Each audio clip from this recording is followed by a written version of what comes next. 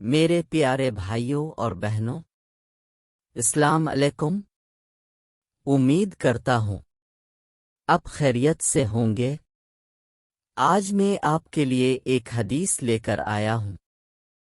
آئیے دیکھتے ہیں اس ویڈیو میں، لیکن ویڈیو شروع کرنے سے پہلے ہمارا چینل سبسکرائب کر دیں۔ شروع کرتے ہیں۔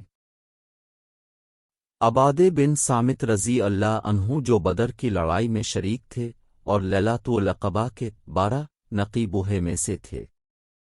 فرماتے ہیں کہ رسول اللہ نے اس وقت جب آپ کے گرد صحابہ کی ایک جماعت بیٹھی ہوئی تھی فرمایا کہ مجھ سے بیعت کرو اس بات پر کہ اللہ کے ساتھ کسی کو شریک نہ کرو گے، چوری نہ کرو گے، زنا نہ کرو گے، اپنی اولاد کو قتل نہ کرو گے اور نہ عمد نہ کسی پر کوئی ناحق بہتان باندھو گے اور کسی بھی اچھی بات میں اللہ کی نافرمانی نہ کرو گے۔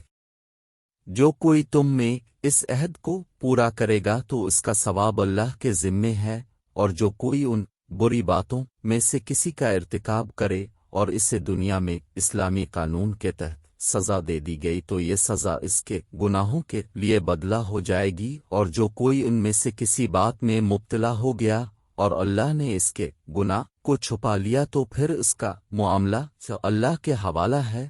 اگر چاہے معاف کرے اور اگر چاہے سزا دی دے۔ عبادہ کہتے ہیں کہ پھر ہم سب نے ان سب باتوں پر اب سے بیعت کر لی۔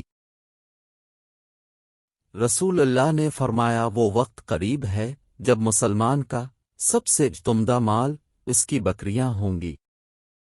جن کے پیچھے وہ پہاڑوں کی چوٹیوں اور برساتی وادیوں میں اپنے دین کو بچانے کے لیے بھاگ جائے گا۔ رسول اللہ لوگوں کو کسی کام کا حکم دیتے تو وہ ایسا ہی کام ہوتا جس کے کرنے کی لوگوں میں طاقت ہوتی۔ اس پر صحابہ رضی اللہ عنہم نے عرض کیا کہ رسول اللہ، ہم لوگ تو اب جیسے نہیں ہیں، اب تو معصوم ہیں، اور اب کی اللہ پاک نے اگلی پچھلی سب لغزشیں معاف فرما دی ہیں، اس لیے ہمیں اپنے سے کچھ زیادہ عبادت کرنے کا حکم فرمائیے۔ یہ سن کر اب ناراض ہوئے حتیٰ کہ خفگی اب کے چہرہ مبارک سے ظاہر ہونے لگی۔ پھر فرمایا کہ بے شک میں تم سب سے زیادہ اللہ سے ڈرتا ہوں اور تم سب سے زیادہ اسے جانتا ہوں، پس تم مجھ سے بڑھ کر عبادت نہیں کر سکتے۔ اپنے فرمایا جس شخص میں یہ 3 باتیں ہوں گی وہ ایمان کا مزہ پالے گا، ایک یہ کہ وہ شخص جسے اللہ اور اس کا رسول ان کے ماسوا سے زیادہ عزیز ہوں، اور دوسرے یہ کہ جو کسی بندے سے محض اللہ ہی کے لیے محبت کرے، اور تیسری بات یہ کہ جسے اللہ نے کفر سے نجات دی ہو پھر دوبارہ کفر اختیار کرنے کو وہ ایسا برا سمجھے جیسا آگ میں گر جانے کو برا جانتا ہے۔ اپنے فرمایا جب جنتی جنت میں اور دوزخی دوزخ میں داخل ہو جائیں گے، اللہ پاک فرمائے گا جس کے دل میں رائی کے دانے کے برابر بھی کہ ایمان ہو، اس کو بھی دوزخ سے نکال لو۔